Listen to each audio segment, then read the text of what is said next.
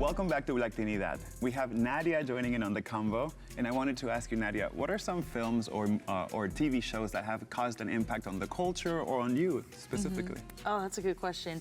I have these vivid memories of being younger, and my Nana's ex-husband, you know, to be specific, but he, back in the day, he sat all the grandkids down, and he was like, all right, we're gonna watch Roots Marathon all the way through, which was very intense to watch at a very young age. How old were you?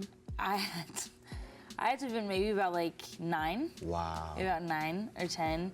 And I remember like in between, like we would stop it and he would explain certain things.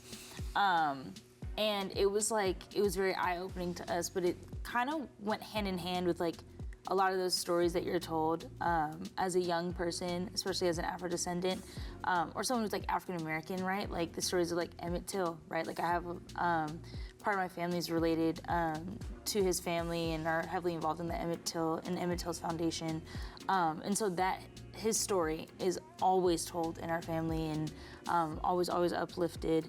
But that's why I think that movies like those, even though they are very traumatic to watch, in a way they're very important. You know, they're part of the history of African American film, and also tell our stories as well. Another one is The Color Purple. Yeah. I also sat down and we watched The Color Purple together.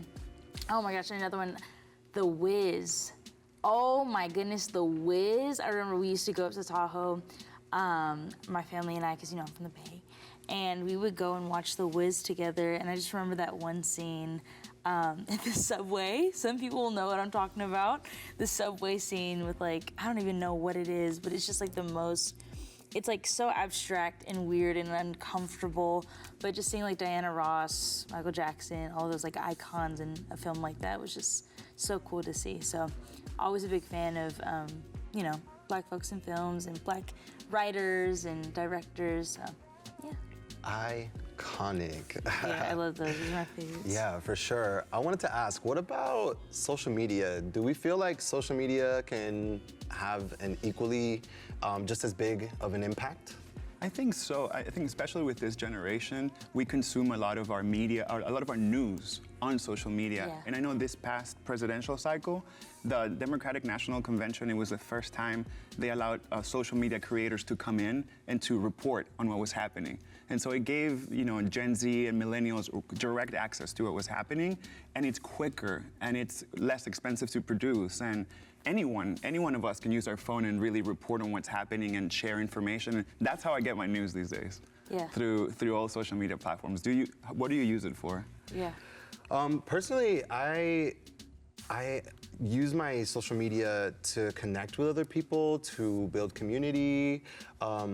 I haven't really figured out how to take it towards like a social justice kind of place, just because I'm more of like a one-on-one interacting kind of person, whether like instead of like putting myself out there on my personal platform, you know what I mean? I don't know, I feel like I've always been taught business and pleasure and like not to mix them, and I feel like that's something I actually need to work through. I'm being transparent about it. But yeah, it can totally be used as a tool. How many times do you want to know something and instead of going to Google, you go to TikTok? TikTok is a search engine. It's a search engine, It's a search engine, for sure. It's a tool that didn't exist before, and so like I do feel like it makes a change. A pretty big one. What say you? Yeah, we used social media a bunch to mobilize, especially during the pandemic, when George Floyd was murdered. We, you know, were organizing protests and stuff back then, and I remember using social media to mobilize a lot of people, you know, in my generation for sure. And it brought out crowds of like 20K, 15K, like people, right, in Oakland and in SF. And it was just like incredible to see how many people were able to engage and learn and educate themselves on what was going on.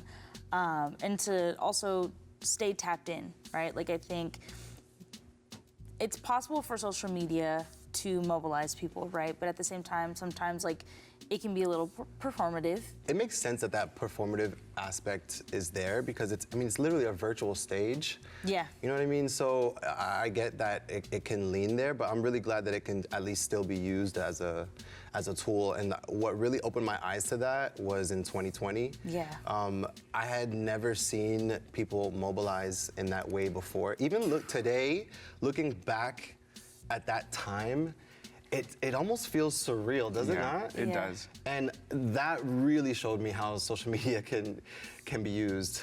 But it's also interesting that sometimes your feed reflects your interests already. Like your algorithm gives you more of what you're already prone to consume, and you are likely to get into a bubble unless you zoom out and actually hear what's happening from people that think different than you, from people who are in different countries and speak different languages, because the feed could just create its own world, its own sense of I'm being engaged just by reading this news, and it can give you a false sense of like you're actually not engaged unless you go out and do something with your hands. Just watching the content can inform you and you can learn, but there's another step in IRL, in real life, that you need to take in order to make sure that what you're reading and what you're seeing matches how you behave in real life. Exactly. You know? That storytelling is I feel like storytelling on social media is unique. You know what I mean? Because I think it offers us an opportunity to view this individual perspective, right? There's people like Bisan, who is out in